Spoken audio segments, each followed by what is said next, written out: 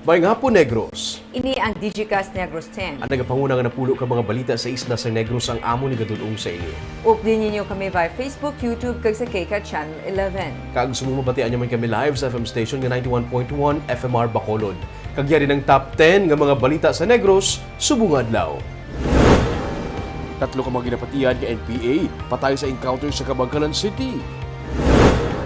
Task Force Colorum magasugod sa pag-operate sa Pebrero 20. Mag-abay kang isa ka babae na sa puwan patay sa Banwa sa Ganduni. Sam ka mga pasahero na rescue gikan sa nagkulong na bangka. Kag sa Good Vibes, nagsugod na sa pag-operate ang new office ng LTO, 77 anyos, pinakaunang nga kliyente. Inatanan sa Digicast Negros 10. Sa number 10,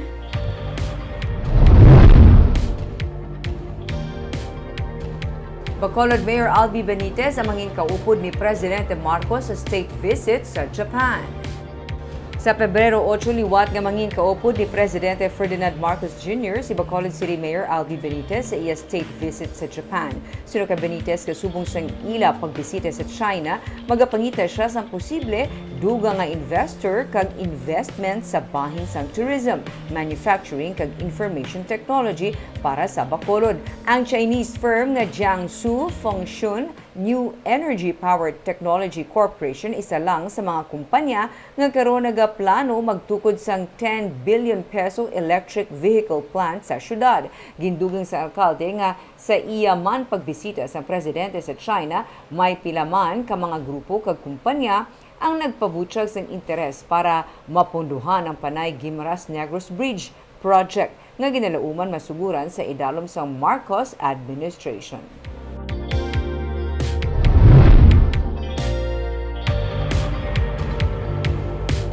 Sa number 9, 453 ka mga dengue cases na na-record sa Western Visayas sa bulan sang Enero.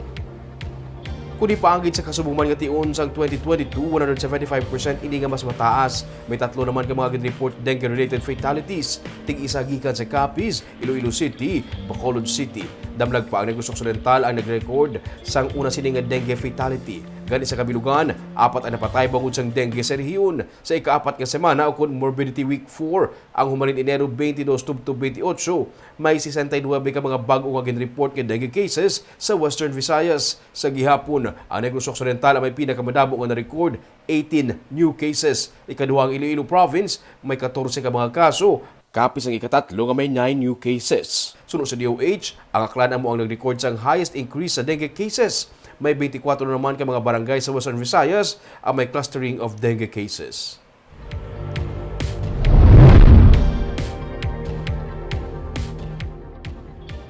Sa number 8, hindi na paghulaton pa ang deadline kag magpa-register sang SIM card. Ini ang panugyan sa isa ka telecommunications company para malikawan ang hassle. May report si Romeo Subaldo. Kadamo sa scammers nga nagagamit sa cellphone para magpanginto. Bisan sino, pwede mabiktima. Kani ginaduso sa gobyerno ang SIM registration para maproteksyonan ang mga cellphone users. Humalin sa December, sang napatuman ini, may masobra na sa 11 million ka mga prepaid subscribers sa Globe ang nakaparegister sa masobra 86 million ka mga users. Tub-tub April 26 ang ginhatag sa gobyerno nga deadline sa mga telecommunications company para makaparehistro ang tanan nga mga cellphone users. Samtang layo pa ang deadline, ginahaylo ang tanan nga mga prepaid users nga magparegister na nga daan. Sunod sa kay Rachel Villarosa, ang Business Development Lead for Vismin sa Globe Group, kung hindi makaparehistro, hindi na magamit ang cellphone number gani, pati ang load kag ang GCash mahimo maapektuhan. Okay, by April 26, ma-deactivate na siya tanan-tanan ng mga unregistered na numbers. So by deactivation, meaning tanan-tanan mo nga mga load, tanan nga mga kung may GCash kada Madula mo siya. basi madula siya. Okay. So hindi mo na siya ma-access eh. 'Di ba? So ang sa amon is tanan nga mga ara na sa sulod mo nga mga data and everything, hindi mo na siya ma-access. So that includes mga load. Like let's say mga prepaid ka kung naka-load kada pay for the month. Ang GCash kinahanglan anay sang siyam ka adlaw antes ma-update ang app.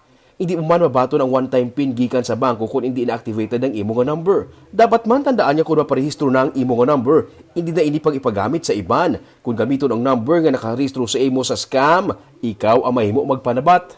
Ina naman siya, gina-discourage na siya namon. Because yes, sa subong, no, you can register as many SIM cards as you like.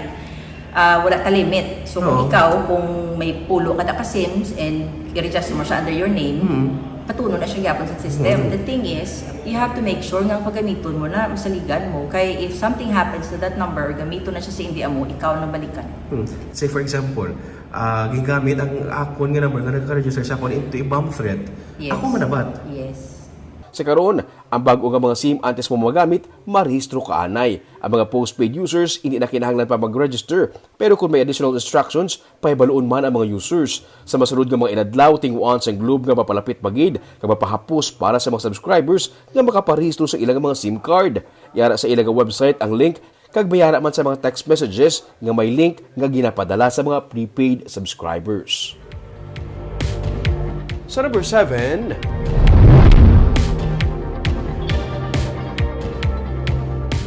siyam ka mga pasahero ang ginrescue sa baybayon matapos ang 20 oras humalin sa nagkulob ang ilang bangka.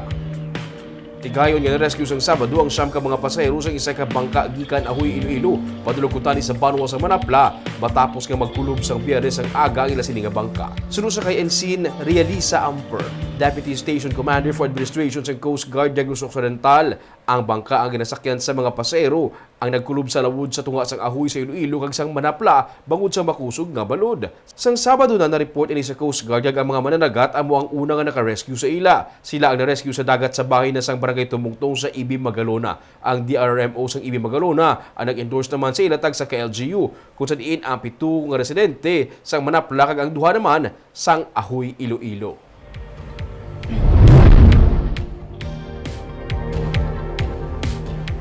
Sa number 6, mag-amay kag isa ka babae na sapwan patay sa Banwa sang Kanduni.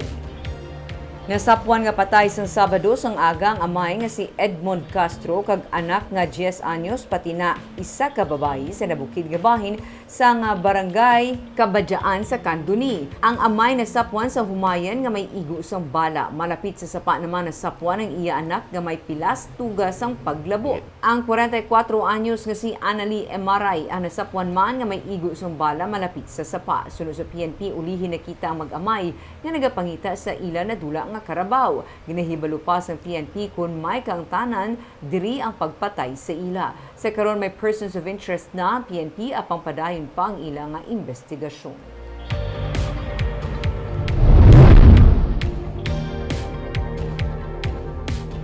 Sa number 5, 5th District Congressman Dino Yulo ang nagsiling nga nagakadapat lamang nga himuon nga mahapos ang proseso kag ang ginaduso ni Negros Oriental Governor Ruel Digamo ang nagakomplicate lamang sang proseso. Patag ni Yulo ang pagtugas sang duga nga probinsya kag ginaduso ni Digamo para masabat ang iluyag nga matabo nga equal footing sa Negros Island region kung matigayon ang nagakasayuran sang lain naman nga legislative process. Mahimo nga kon sa ulihi nga pwede ma-harmonize ang tanan ang mga tikang pero nagakabagay nga mas simplihan ang tanan kag unahon ang pagdugas sang NIR. Para naman kay Negros Oriental 3rd District Representative Arnolfo Teves Jr., stupid ang among nga tikang. Ginsiling naman ni Negros Oriental 2nd District Representative Manuel Sagabarria, madugay ang pagtugas sa isa ka probinsya kag ang pinakamaayo amo ang NIR. It's important to make the process easy, no. I think the creation of another province, no, will put that as a very complicated nga proseso. So I think we pwede man na sa uli ma-harmonize, no, but let us first finish up with the creation of the NIR.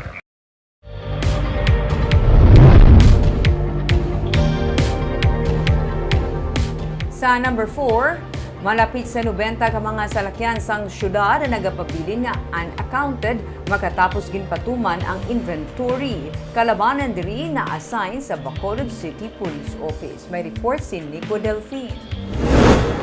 Sa 122 ka mga salakyan nga ginpapangita sang syudad, may 90 ang nagapabilin nga unaccounted kag natala na pa i-verify sang katapos ang General Services Office. Kalabanan sa mga salakyan kag motorsiklo ang na-assign sa Bacolod City Police Office. Mga na-assign sa nag-resign na nga mga personnel kag mga nag-awol. Suno kay Mayor Albi Benitez, masunod nga magapatigayon sa investigasyon sa tion nga ma-issue sang City Legal Office ang mga show cause order sa mga natungdan nga personnel agod mapatod nga may manabat sa wala pa makitaan nga mga government vehicles. May kulang, may hindi makitaan, and so the process will start. From an investigation, a show cause order to an investigation, and eventually, may manabat din yan. Sa records ng GSO, naglabot sa 500 ang mga salakyan kag mga motorsiklo sang city government. 197 diri serviceable kag 108 ang hindi na mapuslan. May 13 diri ang nagapabilin nga undocumented. When we say unaccounted, subject pa for verification. Kami mga accountable persons, makita mo. So, sila ng pangitaon ta in every office. Kaya it could be na wala sila nag-report during the inventory last January 28. Maghambal ka kaina, may word na undocumented. Baliki, there are accountable persons or employees nga naghambal sa amon during the inventory nga gin-transfer na nila ang item. So wala na kuno sa nila. But sa amon niya sa GSO, kumbaga wala sila record, wala sila nakasubmit. So, ginalantaw na mo dapat reconciled ang record ni accounting kag ni GSO except that the reporting is not that consistent na on a monthly basis. So Kutob sa mga unserviceable nga salakyan nga yara sa mga kabarangayan kag iban pa nga departamento ang ipaguyod sang GSO agod ma-dispose ang syudad. Regular man nga magapatuman sang inventory sang government vehicle ang syudad kada bulan. Nico Delfin para sa DigiCast Negros.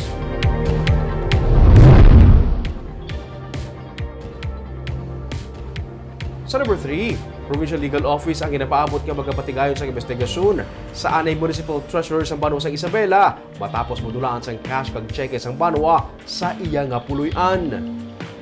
Sunod sa kay Attorney Alberto Nelios Jr., nabato na nila ang endorsement sa pagpangusisa sa kaso ni Nanette Escarda ang nag-report sa pulis kag isulod sa kawatan ang ilang balay sa Bacolod kag nadula ang 6.4 billion pesos nga balon sang cash kag cheque nga koleksyon sang Banwa. Na-address ini kay Governor Eugenio Jose Lacson. Sa karon ang nabato ni Nelias ang incident report pa lamang. Patag niya, mahimo nga wala sa Municipal Legal Officer ang Isabela. Rason niya ginpatuhoy ang pagpangusisa sa Provincial Legal Office.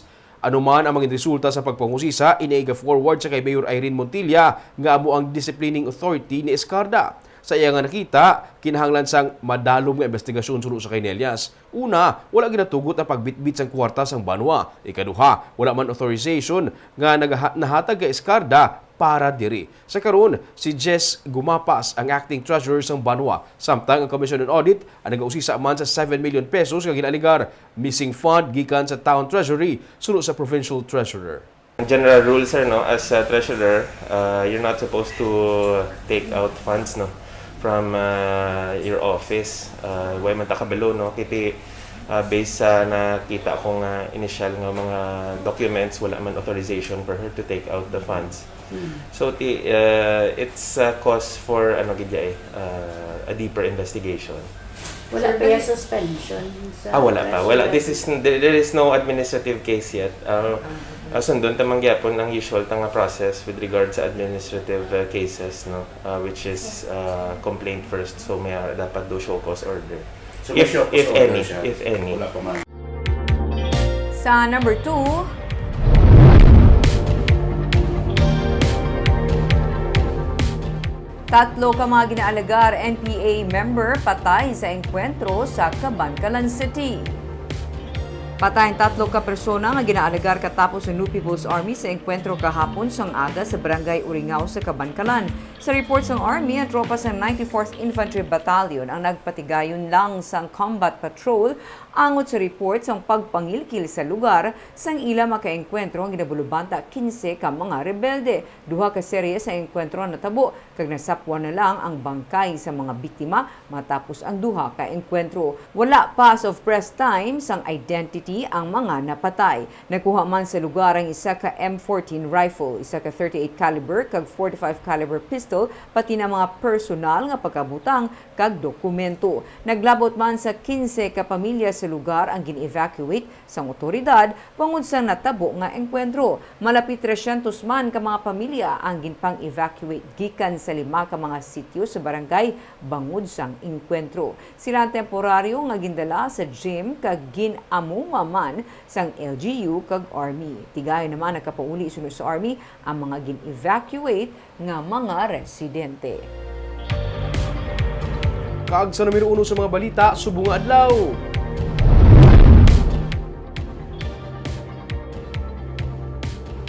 Task Force kontra kolorum ng mga tricycle ipatuman sumugod sa Pebrero 20. Ini kasunod sa reklamo sa mga tricycle drivers nga kadamo sa mga tricycle driver nga nagabiyahe sa Bacolod nga wala sa mga permit.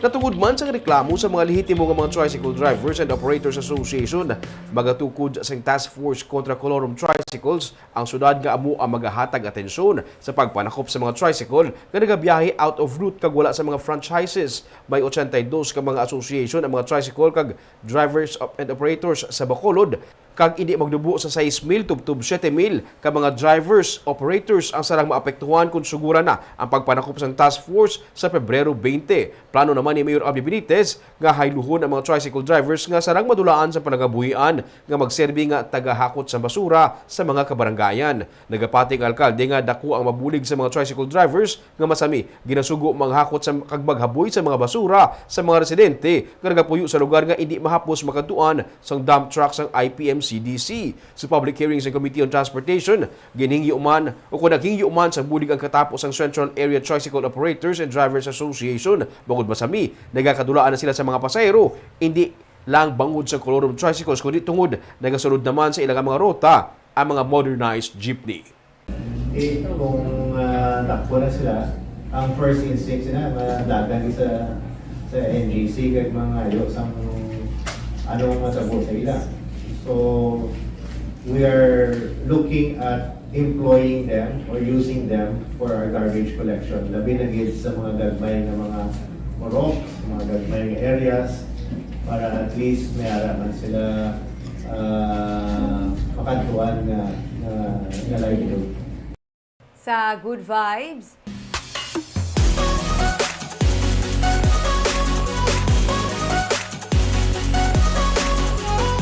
isa ka 77 anyos nga Bacolodnon ang pinakauna nga kliyente sang LTO Bacolod sa bag-o sini nga site. Sunod sa amo nga kliyente, deserve sa mga taxpayer ang malapad kag sulhay nga LTO office. May report si Romeo Subaldo. Sa unang adlaw sa operations ng Land Transportation Office sa Purok Manayaw-Sayaw sa Barangay Mansilingan sa Bacolod, ang 77 anyos nga si Perlito Degnadice ang pinakauna nga kliyente sang talatapan. Aga pa siya nag-abot para sa renewal sa registration sa iyang salakyan. Nalipay siya kay hindi parehos sa daan nga building sang LTO sa Cottage Road nga mabudlay ang parkingan kag nagaginutok ang tawo. Ligwa kag mabugnaw ang sulod sang opisina, gani wala siya ginbulayan bisan pa sa paghulat. Kag kinaglangid man, amugin man na ang kinanglanan sa atong gobyerno para ang tax ang atong ginabayad na balik man sa atong balaang benepisyo. Kag pribilyo, hindi nga ara lang sa wala, hindi mo makita sa tao. Sagid lang kakumpli ng tao, wala mo yakong mo.